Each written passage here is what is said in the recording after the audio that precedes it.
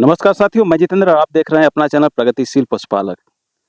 आज बड़े सौभाग्य की बात है कि बिहार से चल के नितेश सर, जो कि कृषि पालक फीड के ऑनर हैं, हमारे फीड केंद्र पे आए हुए हैं।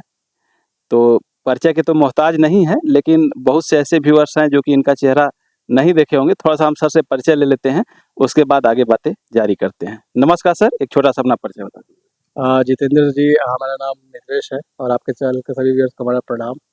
और हम मधुबनी डिस्ट्रिक्ट बिहार के रहने वाले हैं और 2019 में डेयरी फार्मिंग के सेक्टर में आए और फीड को लेके जो बहुत सारी समस्याएं जो मुझे अपने स्तर पे हुई, तो उसी का एक प्रयास हमने किया कि इस चीज़ को कैसे सॉल्व किया जाए। तो उस क्रम में बहुत सारे लोगों ने काफ़ी सपोर्ट किया और इसमें सबसे उल्लेखनीय प्रशांत जी का एक रोल है, बिल्कुल। जो कि हमसे जुड़े इस डेयरी फार्मिंग जब हमने स्टार्ट किया उससे 1 डेढ़ साल के बाद। तो कोशिश कृषि पालक का जो है वो यही है कि डेयरी फार्मिंग में वापस से एक पॉजिटिविटी का संचार हो। लोग इससे जो कि जीवन यापन का एक बहुत प्रमुख सहारा है अपने बिहार, झारखंड या अगर उत्तर प्रदेश में पूर्वांचल की बात कहीं भी भारत भर में जी, जी। डेयरी सेक्टर बहुत ही इम्पोर्टेंट सेक्टर है। और पिछले कई सालों से क्या हो रहा था कि इस सेक्टर में एक उदासीनता का माहौल था। लोग जो है सो इस फील्ड में बहुत सारी चीज़ नेगेटिविटी का बताते थे कि इसमें बहुत समस्याएँ हैं। सच बात है, इसमें बहुत सा समस्याएँ हैं, चैलेंजेज़ हैं। लेकिन अगर देखा जाए तो क्या हम लोग उस चैलेंजेज़ को कैसे कम कर सकते हैं, क्या अच्छा कर सकते हैं, यही हमारा हमारा प्रयास है। और पिछले 3 सालों से कृषि पालक जो है तो अलग-अलग राज्यों में, अभी 3 राज्यों में 4 राज्यों में आप कह सकते हैं कि अभी हम लोग काम कर रहे हैं। और हमारा प्रयास है कि निरंतर कि हम इसको धीरे-धीरे इसको विस्तार करें और हमारे पूरे कृषि पालक में जो हमारा मेन सेंटर में जो लोग हैं वो फार्मर्स हैं, डेयरी फार्मर्स हैं। हम चाहते हैं कि उनसे हमारा कनेक्ट बनता रहे और हम लोग उनके साथ ही मिलके काम कर रहे हैं।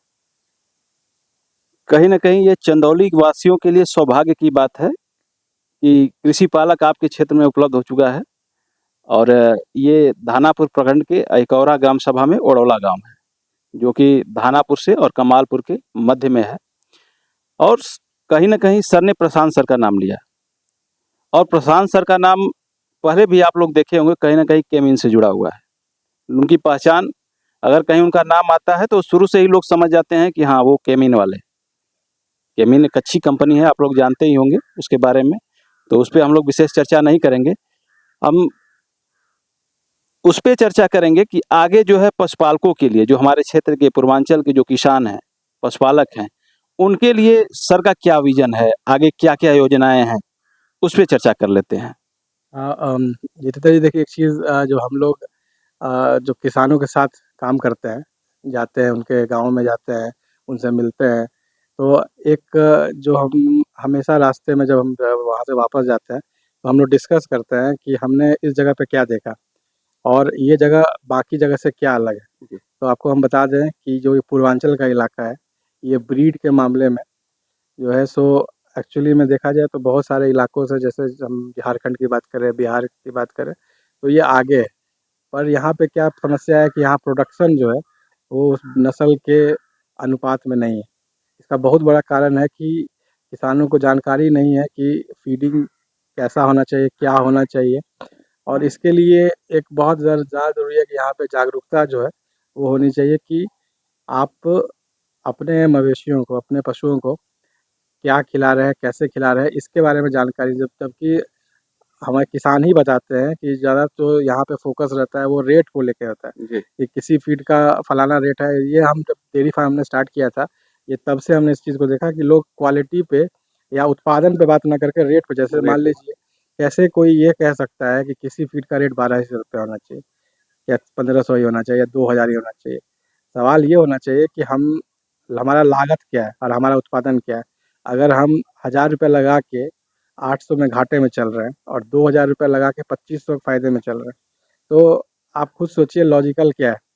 किसानों के पास जो है सो ऐसा कुछ नहीं है कि मेहनत में उनकी कमी है या वो जो है सो वो कोई काम कर नहीं सकते, क्योंकि हर वो काम वही ढंग से हो रहा है। अगर ब्रीडिंग की बात करें तो सीमेन भी ऐसा तो नहीं है कि सीमेन नहीं लग रहा है, सीमेन लग रहा है पर उस क्वालिटी का नहीं लग रहा है। दूसरा क्या बाछी तैयार नहीं हो रही है, वही बाछी गाय भी बन रही है। क्या किसान बाछी नहीं तैयार कर रहे हैं? बिल्कुल कर रहे हैं, पर उनको जो है सो वो जो लाभ होना चाहिए वो उनको नहीं मिल रहा है। तो सवाल ये भी है कि लाभ जा कहाँ रहा है? ऐसा ये लाभ उन पशुपालकों को नहीं हो रहा है, तो इसका मतलब कोई न कोई लाभ वो उठा रहा है। जी। लेकिन वो लाभ जो उठा रहा है तो इससे धीरे-धीरे देखा जा रहा है कि डेयरी फार्मिंग में जो रियल हीरोज़ हैं, जो रियल स्टेक होल्डर हैं, जो फार्मर्स हैं, वही बहुत पीछे हो जा रहे हैं। और आए दिन में बहुत लोग कहते हैं कि इसमें लेबर की समस्या है, ज़मीन कम हो रहा है। तो ये सही में बहुत अलार्मिंग सिचुएशन है। इस पे गवर्नमेंट को भी ध्यान देना चाहिए, सबको या डेयरी फार्मर को सबसे पहले ध्यान देना चाहिए कि वो इस पे बहस करे, उस पे चर्चा में आए कि भाई हमें सीमेंट कैसा लगाना है। हम जो भी लागत लगा रहे हैं उसमें हमें उत्पादन सही आ रहा है, वो सवाल करने के पोजीशन में आए। आज से पहले जब हम लोग बिहार में स्टार्ट किए थे तो बहुत सारे बहुत डाउट से बहुत लोगों ने कहा कि आप जो है सो ये फ़ीड बना रहे हैं, ये बहुत महँगा फ़ीड होगा, ये आप कैसे कर पाएँगे? इसमें तो आपको इतने सारे लोगों को जोड़ना पड़ेगा। और ये कृषि पालक ने ये करके दिखाया है कि आज जो है, तो हम लोग 4 राज्यों में काम कर रहे हैं, जिसमें बिहार, झारखंड, बंगाल और उत्तर प्रदेश। और करीब-करीब मुझे लगता है कि 1000 किलोमीटर के दायरे में हम लोग हैं, मिनिमम बात करें तो 1000 किलोमीटर के रेडियस में हम लोग काम कर रहे हैं। और हम लोग हर जगह जाते हैं तो हम लोग ये देखा है हमने कि आज के समय में किसान को ये जानकारी हो गई जो हमसे जुड़े हुए हैं कि वो अब सवाल करते हैं कि आप रॉ मटेरियल क्या यूज़ करते हैं, आप जो है सप्लीमेंट्स में क्या यूज़ करते हैं। जैसे पहले क्या था कि आप कुछ भी खिलाइए दूध बढ़ जाएगा, और दूध कैसे बढ़ता है, क्यों बढ़ता है, उस दूध के बढ़ने से क्या हमारी गाँव पे कुछ प्रभाव पड़ेगा, दुष्प्रभाव पड़ेगा, जो हमारे दूध का उत्पादन होगा क्या वो सेफ़ होगा।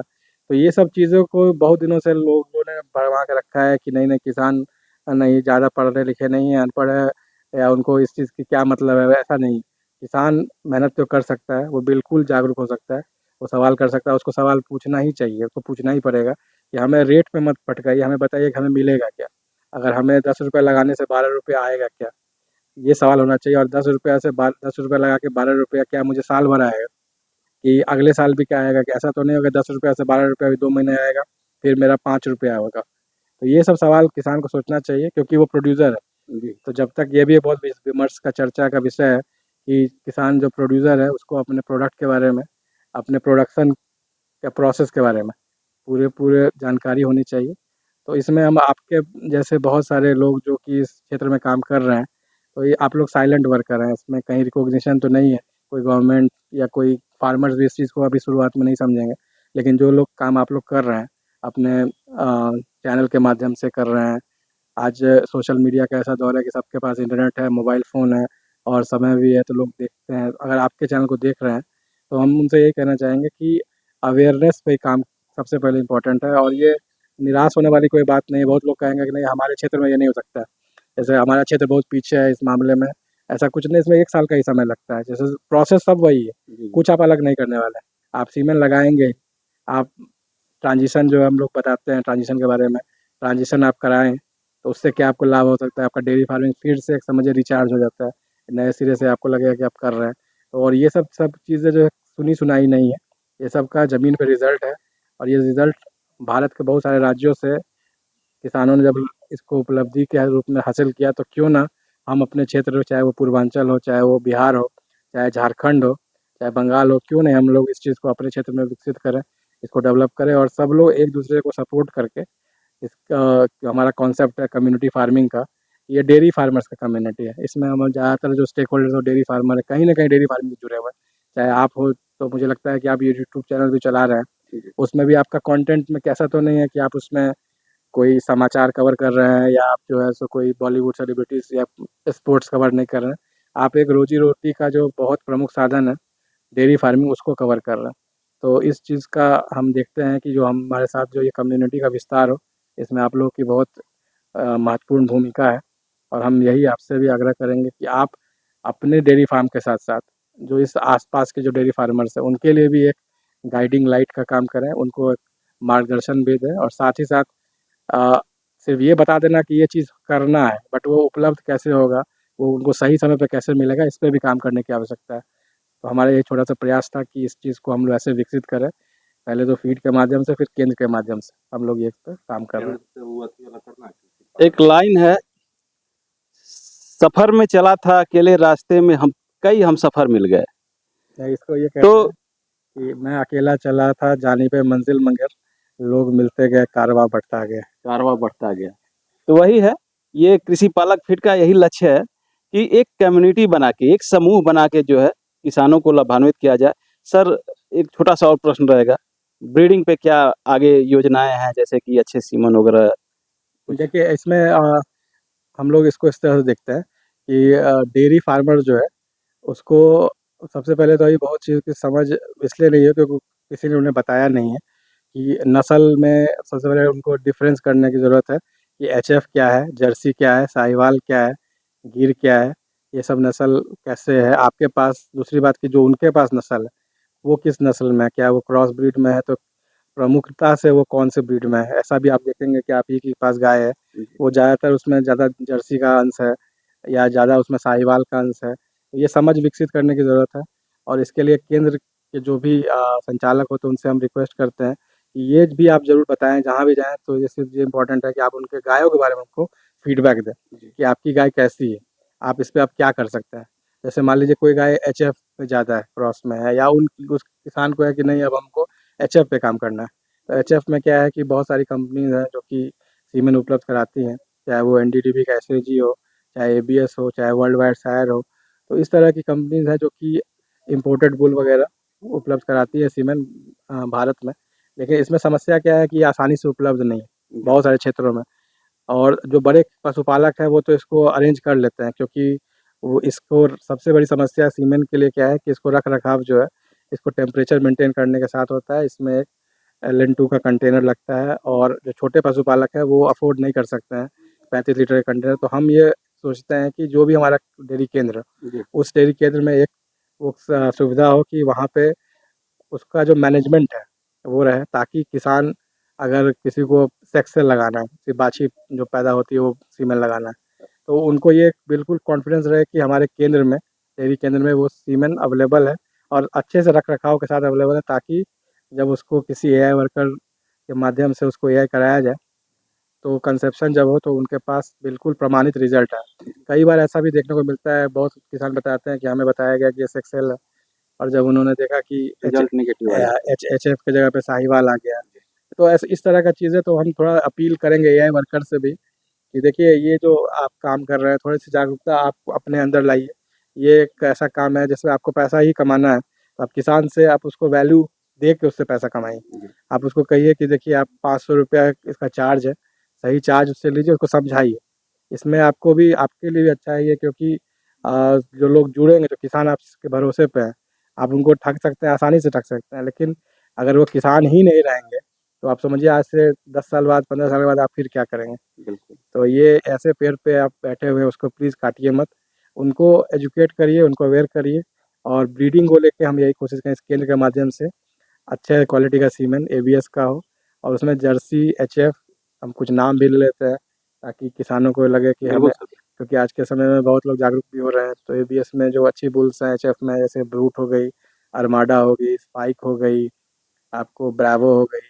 तो इस तरह का सीमेन जो है सो इस केंद्र में रहेगा। जर्सी में की बात करें तो अभी ट्रेंट है, बून है, ज़िग है, आपको प्रीत है और इसी तरह से साहिवाल में बादल और बहुत सारे अलग-अलग सा बुल है जो कि काफ़ी अच्छा रिज़ल्ट उनका उनका है, यूज़ किया जा सकता उसका यूज़ कर सकते हैं। तो ब्रीडिंग को लेके फ़िलहाल यही है कि जो आप कर रहे हैं, उसमें बस थोड़ा-सा एक स्टेप आगे बढ़ना है कि केंद्र पे आके आपको आपको पूछना है, आपको पूछना पड़ेगा, आपका चीज़ है वो। गाय आप पशुपालन कर रहे हैं, तो आपकी पूँजी है वो। आप उसपे समय लगा रहे हैं, पैसा लगा रहे हैं, तो ज़रूर उसके प्रति थोड़ा-सा सीरियस होके, और ये बहाना नहीं चलेगा कि हमें कौन सपोर्ट करेगा, कौन मिलेगा, कौन मदद करेगा। तो इस क्षेत्र के लोग, जो भी लोग इस वीडियो को देख रहे हैं, तो जितेंद्र जी ज़रूर आपके लिए वो एक फ़ोर्स बन के हैं यहाँ पे, इस कृषि पालक डेयरी केंद्र के संचालक हैं। तो ज़रूर आप उनको अपना अधिकार समझ के ये पूछ सकते हैं कि हमें किस तरह का ब्रीडिंग करना चाहिए, वो चीज़ हमें कैसे मिलेगा, और हम आशा करते हैं कि जितेंद्र जी हमारे साथ मिल के उन चीज़ों को आसानी से उपलब्ध भी करा देंगे। है। बिल्कुल सर, और हम भी आप लोगों से दरख्वास्त करेंगे, रिक्वेस्ट करेंगे कि 2 युवा निकले हैं यूपी और बिहार को बदलने के लिए, और ये आपके लिए काम कर रहे हैं, न कि अपने लिए। तो इनका भरपूर साथ दीजिए आप लोग और उस साथ का आनंद लीजिए, लाभ उठाइए। आज के लिए बस इतना ही। नमस्कार।